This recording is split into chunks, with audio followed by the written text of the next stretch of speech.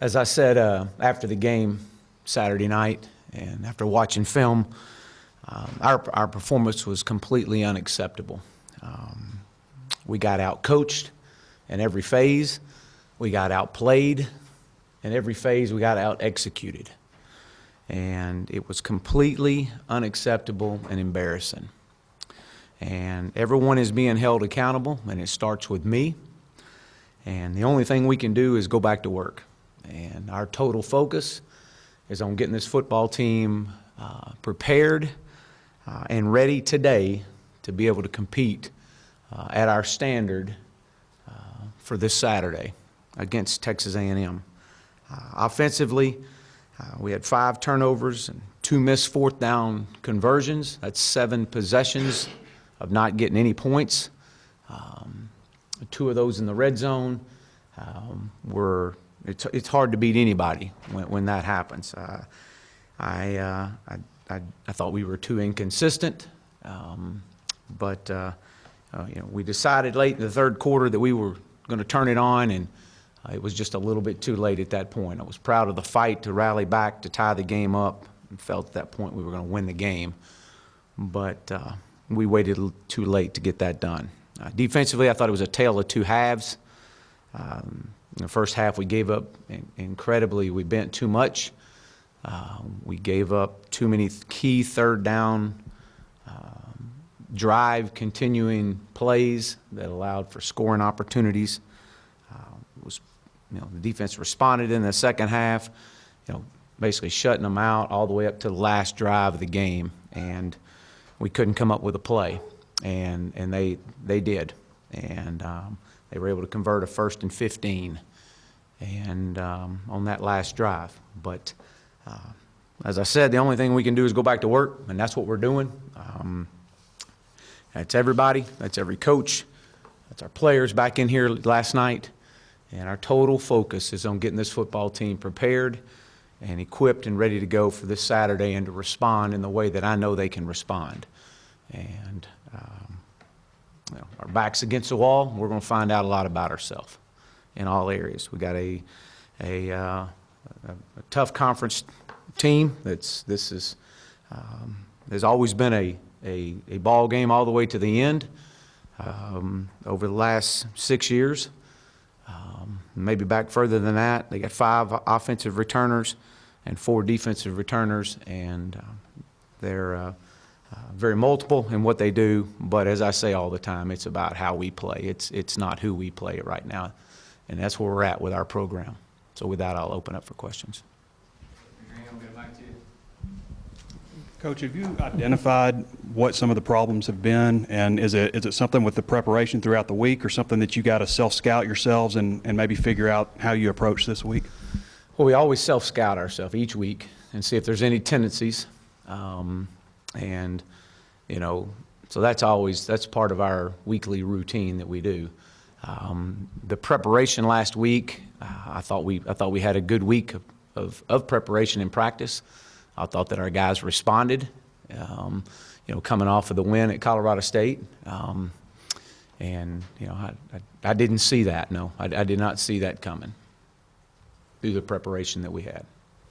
Yeah, Chad, you said it now and said after the game you're going to hold everybody accountable. Does that mean you might reassign some responsibilities within the staff? Does that mean you play more young guys to push the old guys? Does that mean you're more hands-on with certain aspects of the game planning or position groups? What does that mean, holding everybody more accountable? Well, I think it's the performance at all levels from everyone.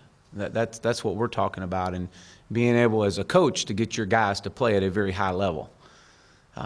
That's what I mean, holding coaches accountable. And holding players accountable is to get in there and to execute the plan and continue to play and play fast and play hard and take care of their preparation. We get them 20 hours a week. 3 of those count as games. And so, the accountability for everybody to make sure that we're not overlooking anything or any aspect of our program or any opponent. And so that's on everybody. It's on myself included. This is a head coach all the way down to the equipment. So, Coach, would you say it's like attention to detail that needs to get better, or what is it exactly that you change? No, to make sure it doesn't I happen? think our attention to detail each and every week is we focus on that. That's the little things in our program that we talk about consistently and constantly. And because it's those little things that if let slide lead to big things. So that is, as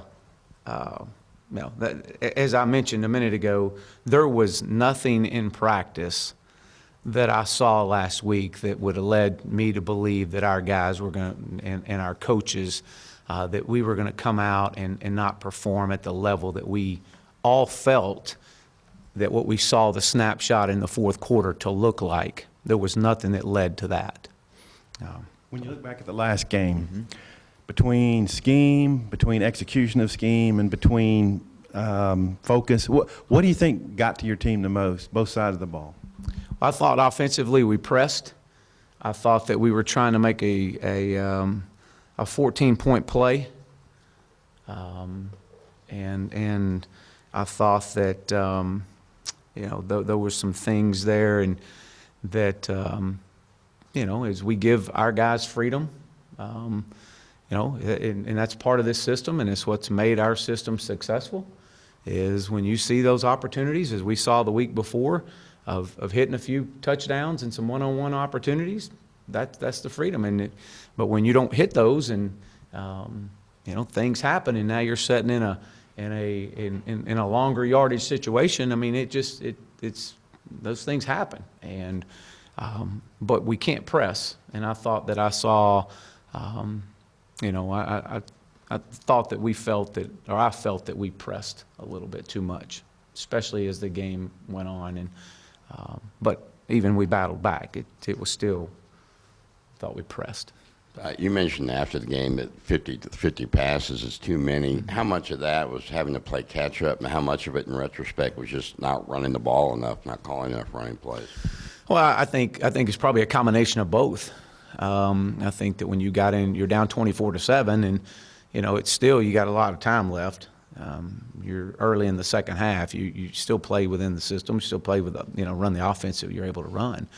And then as it went, and we went 3 and out right there to start the second half. And I think at that point we had to get a play. We needed points, and then we get in a little bit of passing mode at that point. You also mentioned about Nick and about quarterback and has to play within the system. Just kind of what didn't he do that you wanted him to do as far as within the system? Yeah, I think me as a coach have got to do a better job of preparing him for exactly what we're asking him to do, and especially 2 games into this thing with him, and so that's on me. That's completely on me. It's not on him, and just to be able to give the answers that we want in the opportunity in the time frame that he needs to take them in, and whether that's getting the ball out on the edge in a run, a fade ball on a run situation, letting him know when we expect that, when we don't expect that. And that's not on Nick. That's completely on me. You mentioned before the game that there were some players in pregame that were kind of hamming it up and loosey-goosey, and you had to address them. What do you think led to players thinking that kind of behavior was acceptable, and what did you have to say to them before the game? I don't. What I recall was that I just didn't feel in pregame that it was as tight as it needed to be. That hadn't been the first time I've ever felt that. That happens as a coach. You feel those things at times, and you look around and you kind of see and feel the environment, but I felt something different that I didn't feel the week before. And when we called them up at the end, before we went inside after the field goal, I addressed that right then and there, and I have no problem being completely honest with my football team on what I see and what I feel, and I said I felt like that we were too loose. We need to tighten it up, and let's get our tail in there and let's get this thing right. And as I walked in, I challenged our older guys, hey, let's lock this thing up now. And but that hasn't been the first time in many different stops. I mean, that happens as a coach. But you try to, when you put a performance out there like we did, you always try to search and go, what did you see it coming? Did I see it coming? And the answer was that was the one point I was like, something wasn't right there. Where is this team mentally right now, and how do you impart upon them the significance of this loss while still, not letting them dwell on it too much going into the following week? Well, number one, we came back in here yesterday to go to work. And from a mental standpoint, I wouldn't expect anything different than these guys to show up and respond. Their back was against the wall after the Colorado State, or after Ole Miss, and they came out and they had an incredible week of preparation. I feel like this was a huge learning experience for everyone involved and where we are in our program right now. And so I don't expect anything but for us to set our jaw and get ready to go. And your back's against the wall, and the only thing that matters is, and as I mentioned earlier, the total focus is on the people in this building and getting them prepared to be the best we can be this Saturday. And that's what it is. It's about a response right now. Chad, obviously, Rakeem went through it last year playing his old A&M team. Nick's going to go through it, and I guess Rakeem will go through it again. And how do you expect Nick to respond? Because he was pretty broken up after the game, but he took responsibility. Just what kind of conversations have you had with him about playing the Aggies, and maybe Rakeem, and just how he'll respond? Yeah, it really not so much about who we're playing. He was extremely disappointed. I felt that he had let his teammates down, and as I shared with him, I mean, this comes with being a quarterback. We got to pull ourselves up, and he understands that. He was back in here yesterday. His preparation in today, and he'll respond. This is, he didn't play to his standard or our standard. And if you play this game long enough, and he continues to play this game long enough, there's probably won't be the last time he doesn't play a game that he feels like is at his standard. But how you handle that and how you deal with that is what's going to define you, as what's going to define our football team, is how we handle things. The past is behind us. Saturday night's behind us. And we can't dwell on that. What we got to dwell on is the fact of how we're going to fix it, and how we're going to get back and get our mindset right and ready to go. And it started yesterday with going back to work, and Nick was one of the first guys in here ready to go. Hey, Chad, looking back to last year's game, the defensive plan you had was successful to a large degree. What did you do in that game, generally speaking, to hold them down some?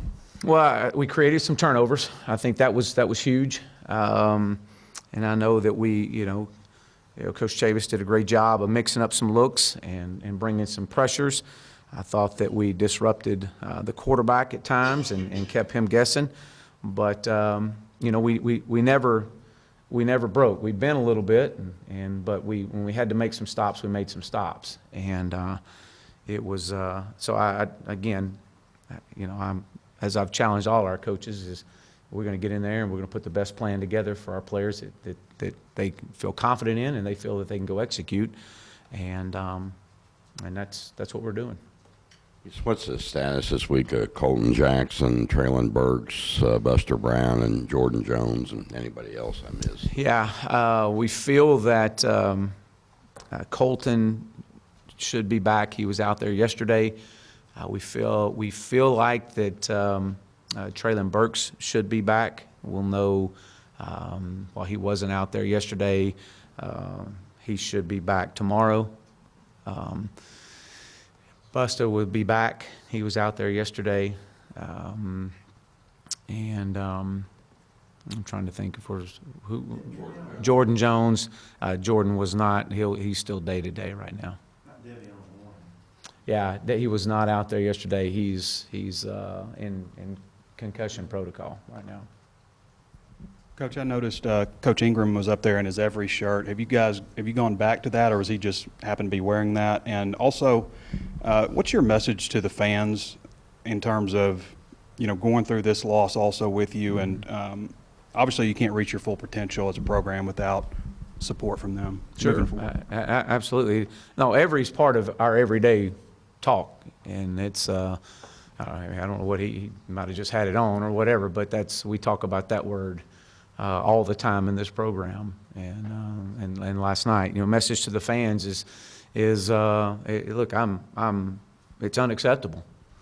It's completely unacceptable, and it's embarrassing. I'm embarrassed. I hurt for our fans. I hurt for our players. I hurt for our coaches. I hurt for our program. I hurt for our university. I mean, that performance is not who we are. Now, we've got a choice now, and we can either dwell on it or we can do something about it. And if I know these players and I know these coaches and I know what they stand for, they'll do something about it, and they'll respond. And I will be totally shocked if they don't. They will respond. Coach, there was a decommitment this weekend. What do you tell recruits and their families just about where this program is and where you're taking it, and how do you get them to believe in your future success here? Sure.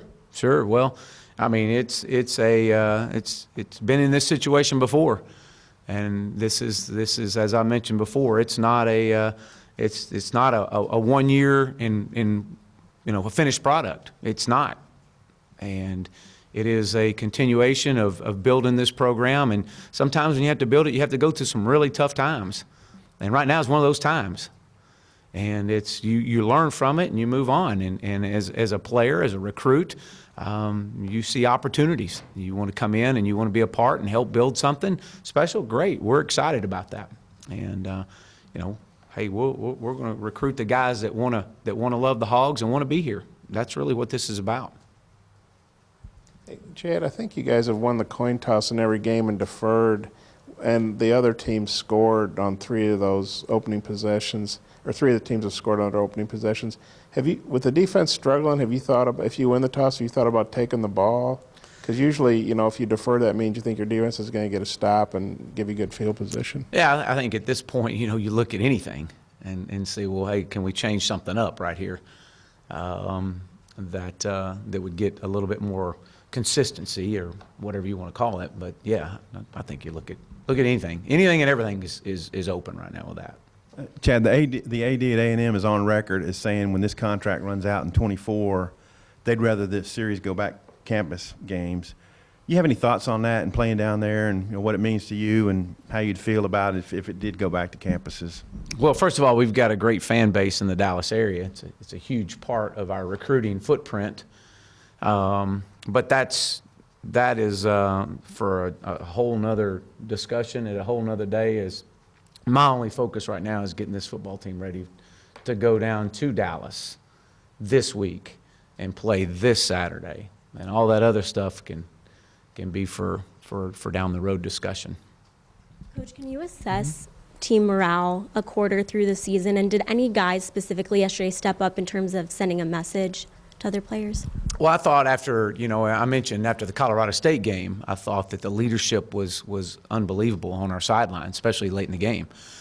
And that same leadership will continue to stand up and continue to push forward in tough times. I mean, we talked about all this prior to the season. There was going to be adversity along this way. It wasn't going to just come easy. There was going to be some hard times. And it's during those hard times that we're going to have to really lean on our guys and lean on our leadership. And so, if coming in last night is any indication of how they came in last night and started their preparation, it leads me to believe that the response that we're going to get out of our young men are going to be incredible. Chad, I hate asking you this one because I know what a special relationship you had with Jevin Sneed, but just your thoughts on his passing. Yeah, it was a very difficult phone call, and very much thoughts and prayers go to his family, his mom and dad, and his brother and sister, and nieces and nephews. Very near and dear to our heart. I mean, Paul and I and our family, and Chandler McKenzie, he was like a son to us, and it was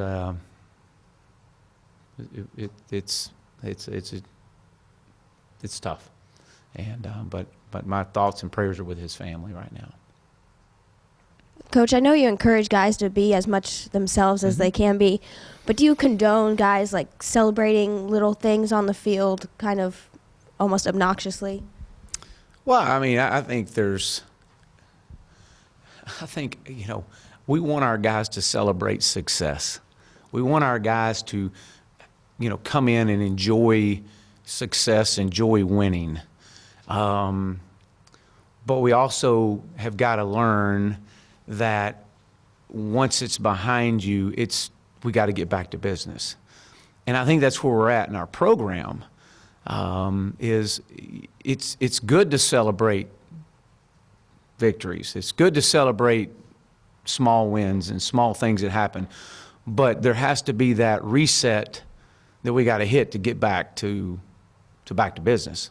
And one of the things that I talked about early in the year in my very first of camp was our biggest challenge is going to be how we handle success. And small success, large success, it's just, and be able to move on from it. Thanks, Coach. Thank you.